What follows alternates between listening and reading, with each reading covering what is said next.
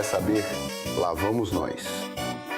É polêmico. Ter esse cara por perto é a melhor coisa que já aconteceu para a equipe. Se você tiver a combinação certa de autismo e esteroides, Todos esses comentaristas e tal, muita gente duvidando de mim, sabe? eu não quero ficar conversando pra caralho enquanto eu tô assim. O hobby que eu faço já é tão gay. Você está ouvindo agora o podcast Eu Segundo com Craig Jones.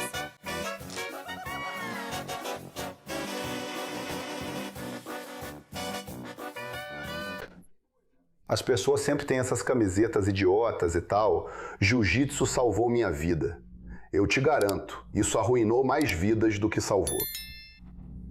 As pessoas perderam relacionamentos por causa do jiu-jitsu. Elas perderam empregos. Às vezes, elas nem são demitidas do trabalho porque ficam faltando para treinar. Elas simplesmente acham uma ótima ideia largar o emprego e pegar um trabalho que paga menos, só para poder treinar mais jiu-jitsu. Jiu-jitsu não faz bem para o seu corpo, faz mal para as suas costas. Faz mal para o seu pescoço, faz mal para os seus joelhos, faz mal para os seus cotovelos. E isso é se você for bom. Imagina se você for péssimo. Então, de novo, jiu-jitsu arruinou minha vida seria uma camiseta muito mais adequada. A primeira vez que eu vi essa expressão foi na Nova Zelândia. Um dos caras que treinava na City Kickboxing Band sempre dizia isso. Ele costumava dizer, jiu-jitsu arruinou minha vida, sabe? De novo, muita gente tem carreiras bem remuneradas e eles diminuem o padrão de vida para poder treinar mais jiu-jitsu. De novo, isso é burrice. Você pode estar ouvindo um monte de podcasts de macho alfa sobre correr atrás dos seus sonhos. Isso não é uma boa ideia, sabe? Tipo, algum problema com isso? Vem falar comigo. Vamos lá, vem fazer isso. Plano aberto. Vai.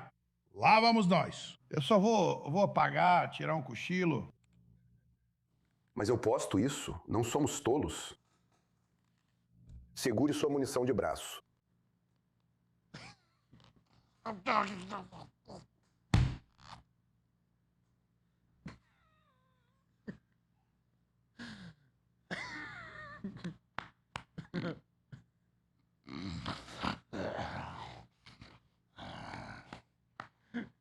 Olha. O que eu acabei de fazer? O que eles estavam fazendo? Você me pediu para te dar uma olhada. Você está ali atrás. Eu realmente desmaiei? Hã? Eu realmente desmaiei. Sim. Eu gosto dessa parada. Bem, você não pode ir além disso. Você realmente sabe? Como foi quando eu voltei? Hã? Porra, aquela foi uma boa época. Eu adoro sair com travestis. Eles são como um dos caras. Realmente, um dos caras. Eles se divertem. Tipo hoje, quando entrei na JB Hi-Fi, que era uma loja local de eletrônicos, eu precisava comprar um microfone. E antes de tudo, a JTB Hi-Fi parece que vai direto na fila do desemprego no Centrelink e simplesmente escolhe pessoas aleatoriamente para contratar lá. Essa é a aparência geral dessas pessoas. Pessoas de aparência muito estranha, tatuagens, tudo.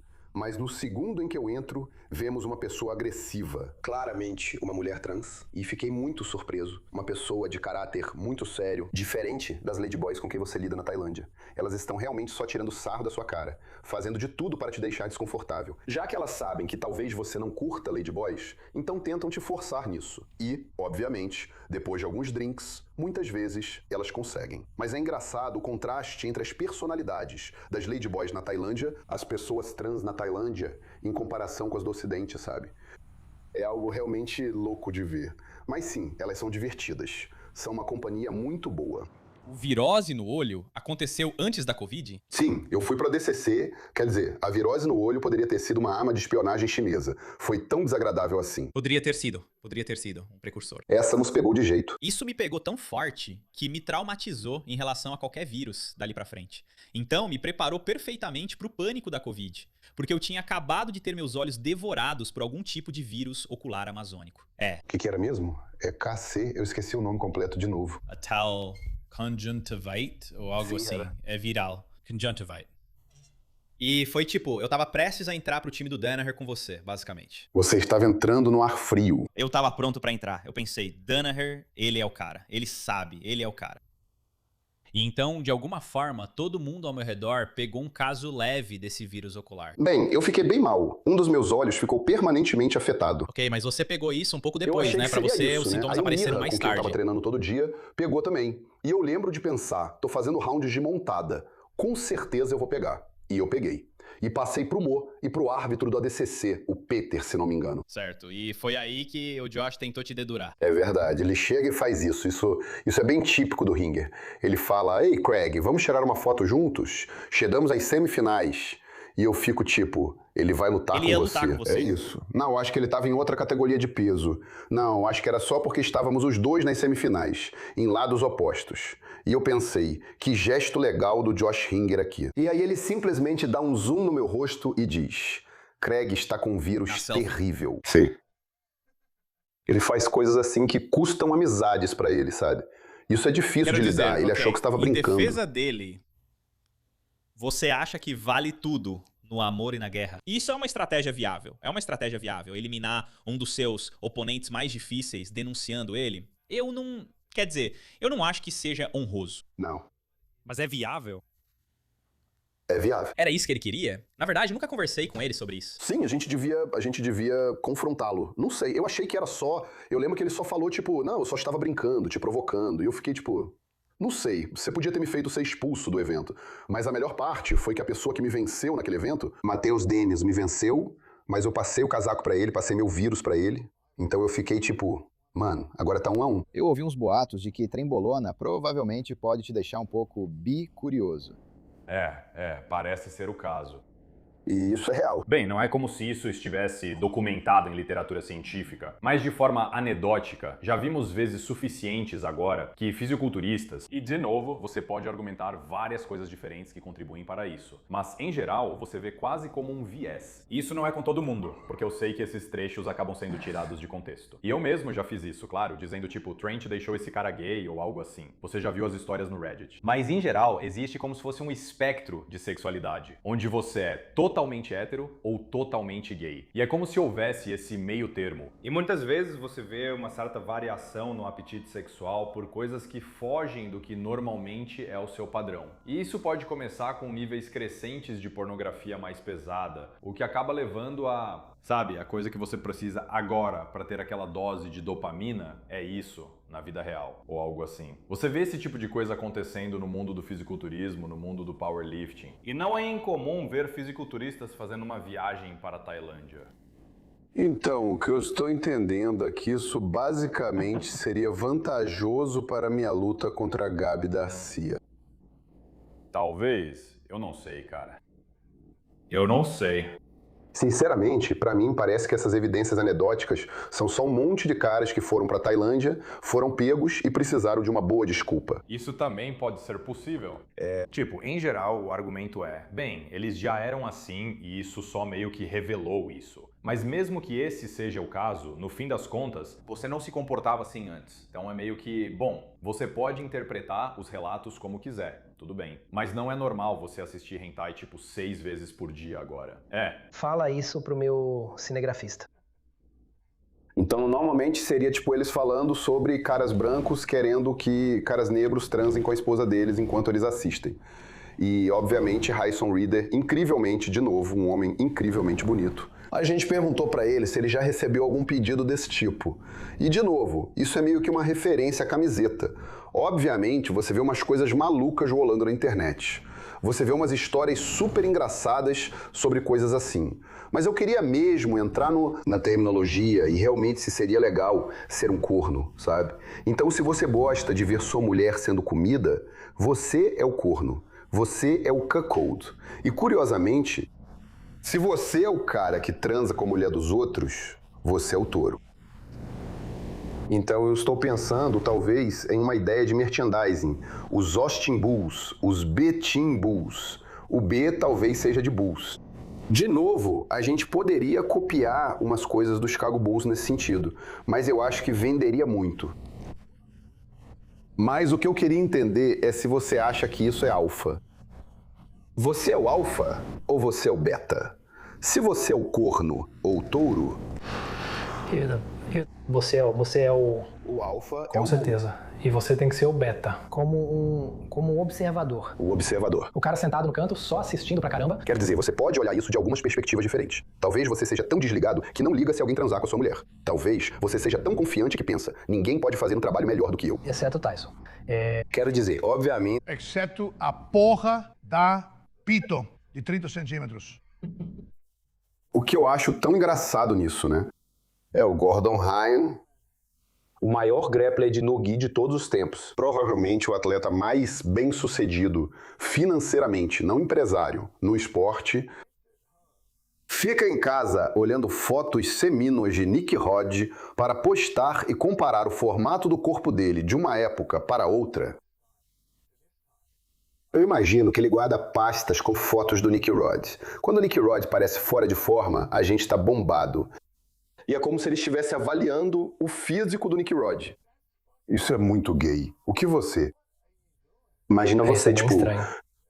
Você pensa em transar. Sua esposa fica tipo, o que você está fazendo? E aí você só fica tipo, Olha sério, o olha. gigante do Rod. Primeiro de tudo, isso seria um erro. Não mostre fotos do Nick Rod sem camisa para seus parceiros. Você está procurando problema, sabe? Tipo, sei lá, isso me faz rir pra caramba, viu? Mas isso é bom. Cara, isso foi bom demais. A gente fazia isso no ensino médio. Caramba, isso foi foda pra caramba. Eu tenho. Que passar. Desmaiar. Ei, volte aqui, temos que terminar. Eu acordei um mundo completamente diferente. Isso foi ruim. Bem, eu fiquei tipo...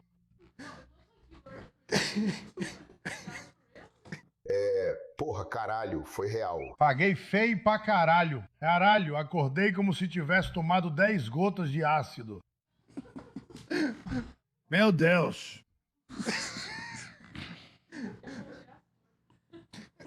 Já fui nocauteado várias vezes. Não se preocupe. Uau! Isso vai entrar. Ed Bravo ficou com medo de fazer, porque Joe disse pra ele não fazer. Vocês podem colocar esse trecho também. Certifique-se de adicionar isso. Então, quanto tempo eu fiquei apagado? Talvez 5 segundos. Sério? O que eu fiz? Você foi e voltou. Sério? Sim. Cara, isso foi bom. Eu preciso apagar mais vezes. Quer dizer, Então? é isso. Obviamente é por isso que Carradine gostava disso, sabe? Uau! Não, a gente fazia esse jogo no ensino médio, no fundamental, estrangulando um ao outro. Tipo por diversão, sabe? Tipo no recreio. Sério? Sim.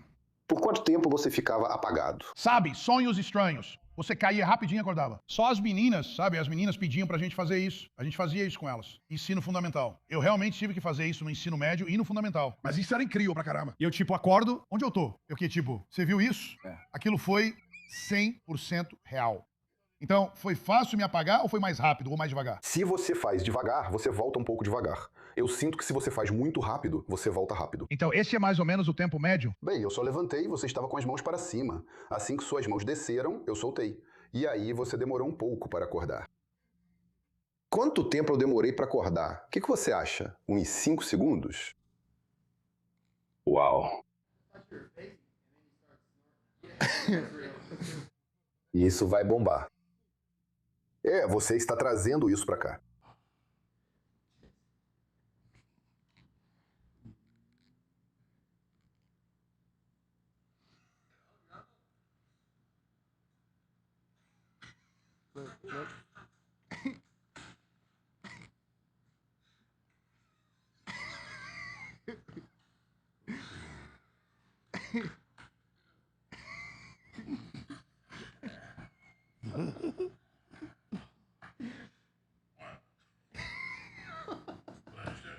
Isso é completamente hilário pra caralho. Meu Deus. Na maioria das vezes, dá tudo absolutamente errado pra ele. Sabe, ele entra numa batalha de inteligência e tá completamente despreparado. Sabe, em alguns momentos eu me pergunto se ele é tipo, eu gosto pelo bem dele, eu queria que ele estivesse interpretando o personagem. Porque é uma das coisas mais difíceis de assistir. Tentar entender como o cérebro dele funciona e processa o mundo é uma das coisas mais fascinantes que existem. Sabe, às vezes eu acho que ele tá me provocando desse jeito com o jeito que ele se comporta. Sabe, eu fico pensando, tipo, caramba, será que isso é uma trollagem de outro nível? Porque algumas coisas que ele fala são tão, tipo, tem que ser sátira em alguns momentos. Porque você pensa, esse cara não pode estar falando sério com essas coisas. Tipo, será que ele tá, tipo, isso é nível Matrix? Tipo, eu acho que eu tô zoando ele, mas na verdade ele que tá pensando no longo prazo. Ele tá rindo de mim por eu cair na isca ou algo assim, porque tá fácil demais. Tá fácil demais nesse ponto em que ele solta um comentário.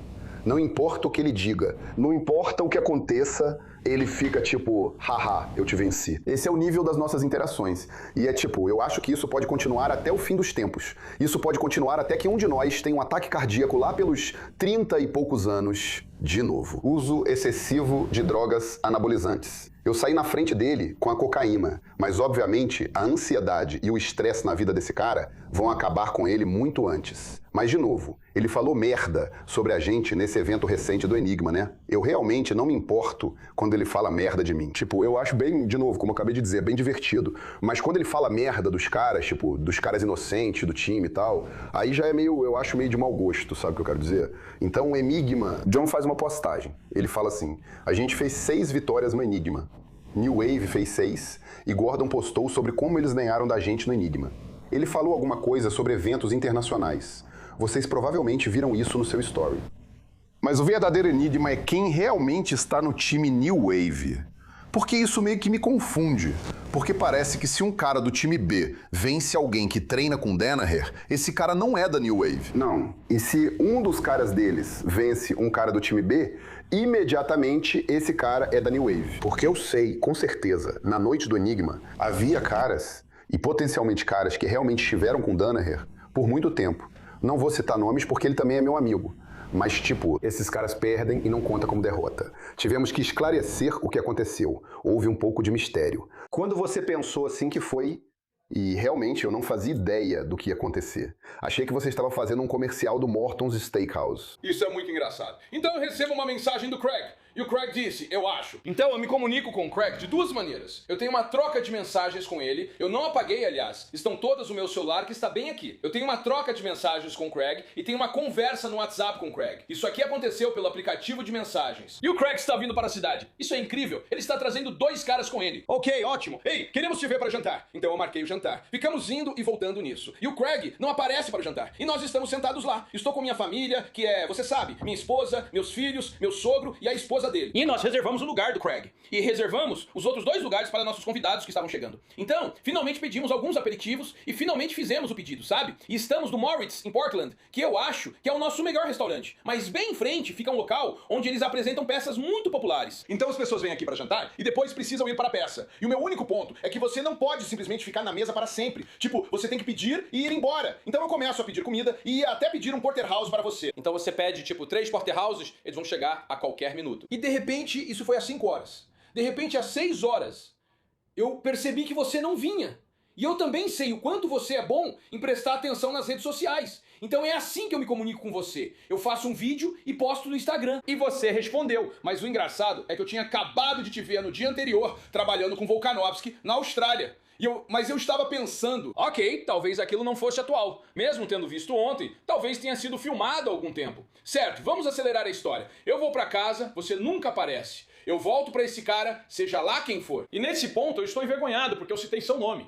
Eu disse, sabe, o Warriors coloca esse prato especial no cardápio. Eu tenho o melhor grappler do mundo, Craig Jones. Eu fiz toda essa cena. E eu tenho que falar pro garçom, olha, o Craig não vai vir. Beleza. Então eu volto e falo pra esse cara, olha, você me pegou. Mas o que aconteceu aqui? Tipo, eu vou transformar isso numa matéria. Não tem ressentimento. Mas você tem que ser sincero comigo. E ele diz, beleza, tudo bem. Eu vou te ligar no FaceTime amanhã. Você não vai ficar bravo. Tudo vai fazer sentido. Então o dia seguinte vem e passa. Ele não me liga no FaceTime. Aí ele me manda outra mensagem assim. E agora ele só está enrolando. Então agora eu fico irritado. Eu penso, peraí, eu vou descobrir quem você é. Então eu posto o número dele no Twitter e só peço pra marcar uma reunião. Quem é esse cara? Todo mundo coloca você nos contatos até eu descobrir quem é. Então ele implora por misericórdia nesse ponto. Disse que o telefone dele não parava de tocar. Por favor, não faz isso comigo. Mas ele ficou calmo o tempo todo. E isso é meio relevante pra história. Isso vai aparecer mais tarde. Mas no fim das contas, o nome dele é Craig Davis. Ele está no Reino Unido. E ele disse, calma, eu realmente não fiz isso. Você achou que eu era o Craig Jones. Quando percebi que você achou que eu era o Craig Jones, fiquei um pouco ofendido por você ter me confundido com outra pessoa. Então eu tenho o direito de ficar um pouco bravo aqui. E o outro lado disso é que eu aceitei. Então eu perdoei ele. E nós mantivemos contato desde então. O que eu ofereci porque te falei que ele foi legal o tempo todo. E agora eu meio que virei amigo do cara que me enganou. E aqui estamos. Mas falando de drogas e coisas estranhas, a gente foi ao Karate Combat e isso por si só já foi basicamente uma experiência psicodélica. Foi uma das coisas mais estranhas que já vi na minha vida. Foi bizarro. Era literalmente a personificação de um filme dos anos 80 ganhando vida. Tipo, tinha caras de calça de karatê com faixa, mullets, nomes completamente insanos. Tipo, teve um cara que entrou, e sem brincadeira, mullet, ele tinha o nome mais sulista americano de todos. Ele entra pra lutar com esse cara no Karate Combat. Tipo, entra com uma música de entrada americana ridícula. Isso soa tão anti-americano, vou acabar sendo deportado. Mas foi simplesmente insano, porque parecia, obviamente, um filme americano dos anos 80. Então ele entra, ele nocauteia o cara. Ele pula pro lado, beija a namorada, fala umas coisas engraçadas na entrevista, tipo... E eu fiquei tipo, que porra está acontecendo aqui? E a plateia inteira, cheia de gente estranha, sério. Tipo, quando você vai, pensa, eu não sei como as pessoas vivem em Vegas. Sabe, tipo, obviamente, se você só foi à Strip, você diria, eu não sei como as pessoas vivem em Vegas. Mas mesmo fora da Strip, tipo, a gente foi nesse evento e Vegas é cheia das pessoas mais estranhas que existem. Tipo, o Chris Angel está lá sentado assistindo Karate Combat. E eu fico tipo, ele é um mágico. Sabe o que eu quero dizer? Tipo, você nunca espera ver um mágico na vida real só fazendo coisas normais do dia a dia. Eu não sei quantos anos ele tem, mas tipo, em que momento Ele parece muito velho. tira a fantasia? Eu não sei, tipo, é como se você fosse... Bem, é como se você fosse um emo velho ou algo assim. Quero dizer, faz sentido ver um cara assim em um evento de karatê. Tipo, onde diabos a gente tá? Tipo, pensa nisso. Eu tô sentado lá e, de novo, bem na primeira fila, a gente tá na frente. Aí eu olho pra minha esquerda e é o maldito Chris Angel ali assistindo karatê comigo. Eu fico tipo, que porra é essa? Aí eu olho pra minha direita, tem um cara com uma roupa igualzinha do Hugh Hefner ali. A plateia inteira tá maluca. Todo mundo tá usando óculos escuros, enormes. Usando umas roupas bizarras. Tipo, o Chris Angel tá aqui. Os irmãos Miyou estavam naquele canto. Que porra eles estavam fazendo? Então, provavelmente, outras pessoas estavam me olhando e pensando a mesma coisa, né? Mas tudo isso é estranho. Eles têm essas garotas vestidas como alienígenas, que eram dançarinas e se apresentavam entre as lutas e tal. Foi bizarro, porque em alguns momentos a música parava. Não tinha música tocando, mas essas mulheres continuavam dançando. Sim. E eu fiquei tipo, o que vocês estão fazendo? Você tem que admirar o comprometimento. Não tinha música. E aí o cara que levou essas garotas pra dançar, só animando a parada. E sinceramente é muito estranho. Até o cara, tipo, você coloca aquele Robin Black. É Robin? Qual é o nome dele? Tipo, eu não sei de quem você está falando. Acho que é o Robin Black. É. Ele é o comentarista? Até ele tá tipo com uma roupa cheia de glitter. Tipo, ele só parece bizarro. E tipo, você coloca ele no meio disso tudo. Tudo naquele show era tão estranho, mas era bom. Todas as lutas foram muito boas.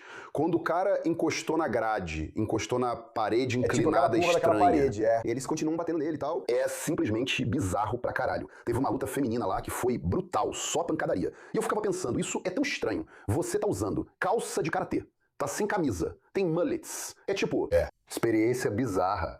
E aí, do ponto de vista da TV, mostrou pra você como era, né? Então o palco é assim, tipo um fosso. É tipo um fosso. E aí acima do fosso, para a parte da TV, parece que eles estão em outro planeta. Então parece que eles estão lutando na superfície da Lua. Tem tipo uma civilização na Lua. E eu fiquei tipo, o que tá acontecendo? E aí um dos lutadores, tipo vários deles, entraram fazendo coreografias completas, sorrindo e tudo mais. E eu pensei, isso é uma das coisas mais estranhas que eu já vi na vida. Mas ficou incrível. Com certeza eu vou de novo. Eu ia dizer, na verdade parece um evento divertido. Parece um evento divertido. Se você tomasse alguns psicodélicos lá, ficaria preocupado. Eu me lembro dele. Ele costumava reclamar na academia. Toda essa loucura da GB, ele ficava assim, reclamando das pessoas. E a gente perguntava, ei, por que você não para de seguir esse cara? E ele dizia, não posso parar de seguir, porque aí eles vencem. Então, galera, pela minha conta, são 3 vitórias pra ele e 1 vitória pra mim. Essa é a minha primeira vitória aqui. Sinceramente, estou chocado. Tipo, eu sinto que se você deixar de seguir alguém, é porque essa pessoa tá te incomodando pra caramba. Eu até entendo um pouco de onde ele vem, sabe? Tipo, eu vou ocultar alguém primeiro. Eu só vou ocultar porque não quero mais ver essa pessoa no meu feed. Mas é tipo, você meio que tem aquela sensação de que eu não quero deixar de seguir esse cara, porque se ele perceber, ele vai se sentir um. E tipo, eu definitivamente sinto uma vitória moral. A única maneira de ficar melhor é se eles te bloquearem. Sabe? Tipo, se alguém deixa de te seguir, isso é como ganhar por pontos. É uma vitória tranquila. Se você bloqueia alguém, isso é como uma vitória por finalização. Você realmente fez a pessoa desistir ali. Vira o jogo. Isso é hilário pra mim. As pessoas são...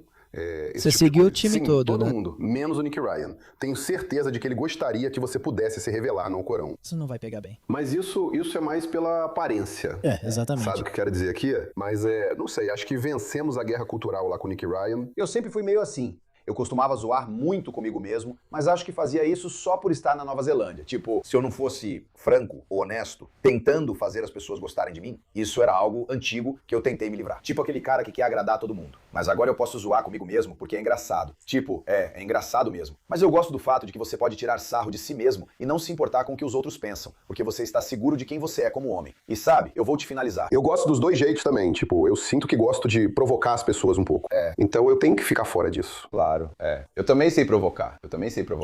Mas... Você conseguiu chegar no interior, claro, sim. numa academia, todo mundo está girando levemente. Mas eu não faço isso tanto quanto... Acho que, senão, eu nunca sou o instigador, digamos assim. Eu nunca sou, geralmente, o instigador. E quando ele começa, eu fico tipo, beleza. Mas ele nem começa comigo mesmo, sabe? Porque eu tenho respostas pra ele. E eu já vou direto nele. E ele fica tipo, beleza, ok. E o Gene costumava pegar no meu pé, porque eu aparecia na semana da luta pra Volkskin. Mas aí foi agridoce. Doce, mas a do Islã. Porque eu fiquei lá por 6 semanas e Eugene chegou em 5 dias. E eu fiquei tipo, Eugene, você só aparece na mídia, cara. Onde você estava? Você não foi pra valer. Você não estava na mídia. Eu fiquei tipo, cadê o treinamento? Eu pensei, finalmente me vinguei dele. Não, ele é assim mesmo. Ele vai te manter na linha. Sabe, estamos aqui hoje para trazer notícias de última hora. A notícia é que o assassino em série de Long Island, o assassino de Gilgo Beach, foi capturado e... surpreendentemente, como acabou se revelando, não é John Danaher. Isso foi impressionante para mim, porque durante todo o tempo em que morei em Nova York, havia rumores sobre quem seria o serial killer de Long Island. E, sinceramente, eu não conseguia pensar em ninguém mais adequado para o papel do que John Danaher. Eu até conversei com um detetive de homicídios que treinava na academia do Hensel Gracie sobre isso. Eu falei, tipo, cara, esse sujeito pode ser, na verdade, o serial killer de Long Island. E ele disse, já investiguei isso. John Danaher não tem carro nem carteira de motorista. Então ele falou, não sei como John levaria os corpos até Long Island. Essa foi uma das coisas.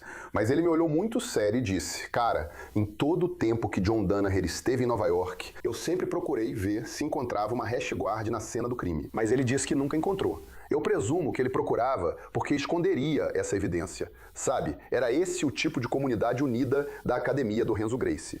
Sabe, se você fosse cometer um crime, a gente faz isso sumir bem rápido. É uma galera bem legal. Mas, sinceramente, eles mataram esse cara. Esse cara costumava... Desculpa, eles capturaram esse cara. Esse cara costumava pegar o trem pra Penn Station, onde eu pegava o trem, e o escritório dele ficava a menos de 1 milha da academia do Renzo Gracie. Merda. Mas ele foi oficialmente acusado de matar 3 ou 4 prostitutas, mas acho que encontraram 10 corpos aqui na avenida. Como é que era isso? Esfaquear, estrangular? Eu não sei, não pesquisei o suficiente sobre isso. Deve ter algo errado comigo, porque eu ouço documentários sobre serial killers para dormir.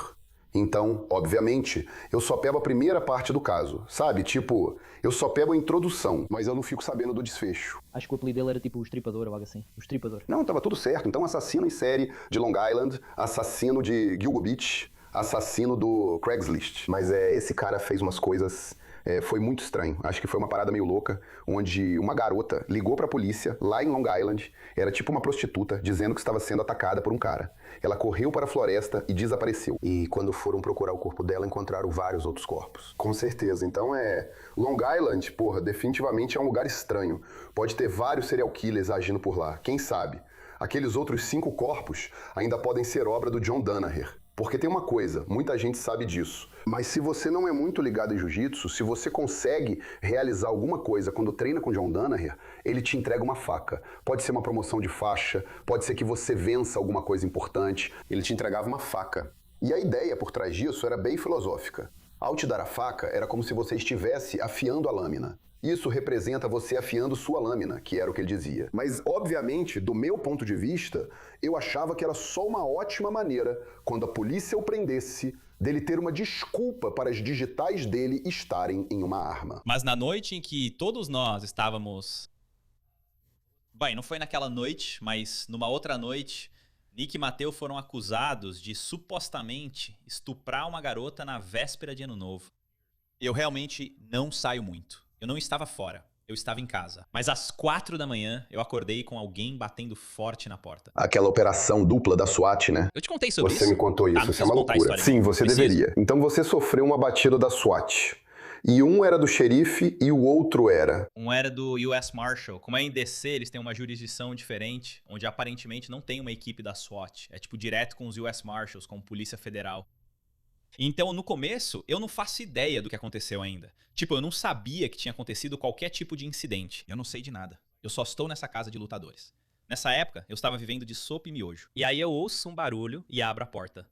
Tem uns 15 oficiais dos US Marshals com M16, miras a laser, capacetes, óculos, todos alinhados em formação de invasão, prontos pra arrombar a porta. Então eu meio que só abri a porta e eles entraram e imediatamente prenderam todo mundo, tipo, mãos atrás da cabeça, armas apontadas na sua cara. Eles fazem a varredura da casa, fazem tudo o que você pode imaginar, tipo ir fazendo a varredura dos cômodos, gritando os diferentes códigos ou o que quer que eles falem entre si, tipo, cômodo limpo. Eles revistam o lugar inteiro e aí entram 6 detetives, tipo aqueles detetives clássicos com aqueles sobretudos longos, tipo detetives de DC que achavam que eram super durões, e começam a tentar chamar a gente pelo nome.